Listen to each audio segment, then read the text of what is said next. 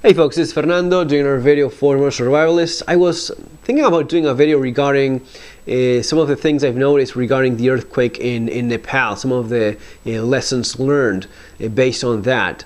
One of the first things you realize is the difference between when an earthquake strikes in a place like Nepal, a third world country, developing nation, so to put it in a more politically correct term, and when it happens in a place like Japan or in a place like New Zealand or in the United States, where the infrastructure is different, is much better prepared for it, and the outcome in terms of loss of human life is of course much different. So I was reading about the approach that is taught in places like New Zealand and the United States of how to deal with an earthquake. The first thing that happens, the earthquake hits, what is it that you should be doing? It's the ground, the floor starts moving and such. What is it that you do? In New Zealand, for example, they go for the drop, cover, and hold approach. You drop to the ground because you're likely to fall as the floor starts shaking. So you drop to the ground, you cover your head and the back of your neck with your hands if you don't have anything else, or you go under a table, a sturdy table or a desk, and you hold there until the shaking stops. This is the valid, most sane and most reasonable approach to dealing with an earthquake, at least when it comes to developed nations. Because the thing is this, in developed nations, in first world countries, buildings that are made in seismic areas have a type of construction that is not as likely to fall apart as in poor countries, as in developing nations. So the way in which most people get hurt, injured, even killed during earthquakes in these places is if they are not doing this, if they're not dropping, covering, and holding, is they start running, they try to exit the building, and this is where people either fall, get hurt, stuff falls on them, furniture or things on the walls, they fall on them, or windows break and the glass cuts them, or maybe if they even make it out of the building, they have debris falling from the front of the building, signs, it may be even broken windows, lots of glass being used in construction, especially in cities and such. So all these things may end up hurting you, and you're much better off dropping, covering, and holding. Now the thing is this, in a place like Nepal, where the type of construction is not adequate to the kind of seismic activity that takes place there, the buildings, and many of the buildings that we saw that collapsed, they collapse fully. They fall apart like a house of cards, and it crushes whoever is inside there. And here is where you have some people holding that the theory of the triangle of life, that is called, is a better approach. The triangle of life theory regarding earthquakes basically says that instead of putting yourself under a table that is, usually it's not as sturdy as it seems, especially not if the entire building is going to be falling on top of it, you're much better off putting yourself on the side of an object that is likely to hold.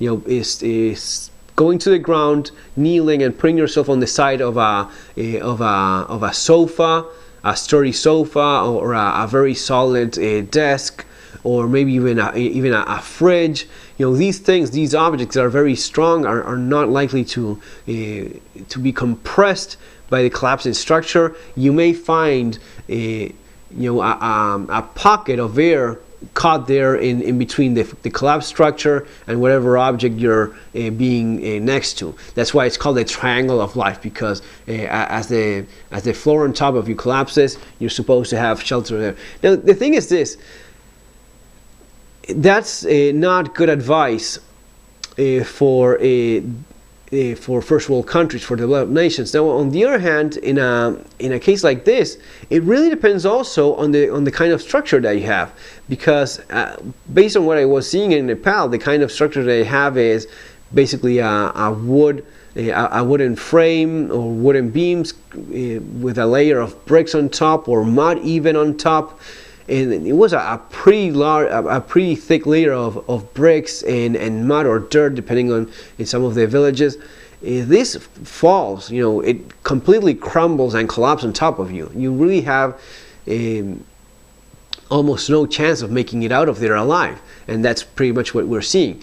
And by all accounts, most of the survivors that made it, they just ran out of the building basically as it was starting to collapse. So the idea of staying there would have basically killed them in many of these cases where the structures collapse either fully or partially.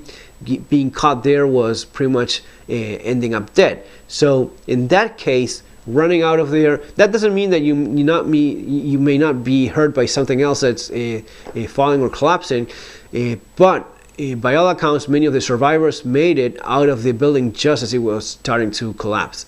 The other very interesting thing is some of the survivors are the ones that were on the top floors. If it was maybe 2 levels, a building with 2 levels, the ones that were on top were more likely to survive or had survived because as the building collapsed, they had less rubble on top of them, so they were less likely to be crushed by the debris of the collapsing building.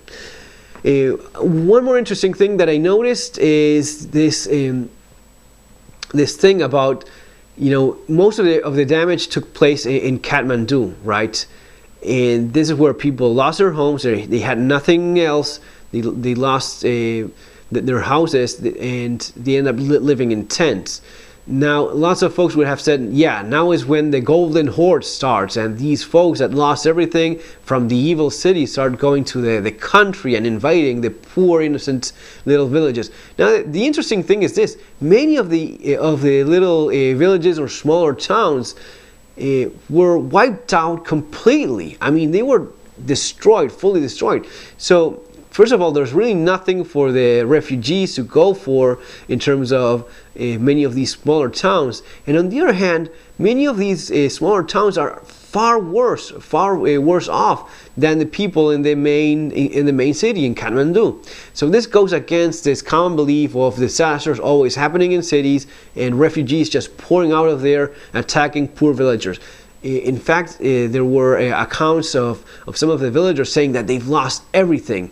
The small towns and villages, people, the buildings, maybe because of this kind of construction that they have that's not very good for seismic activity, villages completely leveled, and those folks becoming refugees themselves, from the guys from the little villages or little towns becoming refugees and start walking with no idea of what to do with themselves because they've lost their houses. And one guy was saying, we've lost all our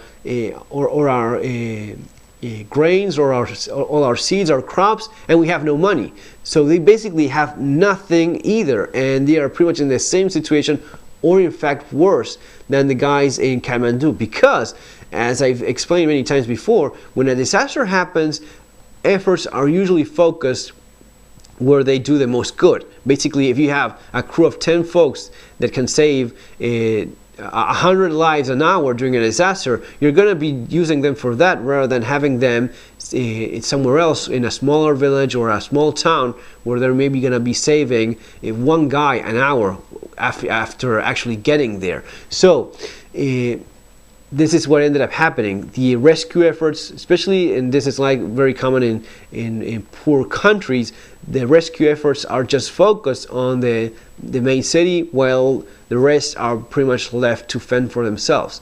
And unfortunately, that's what ended up happening.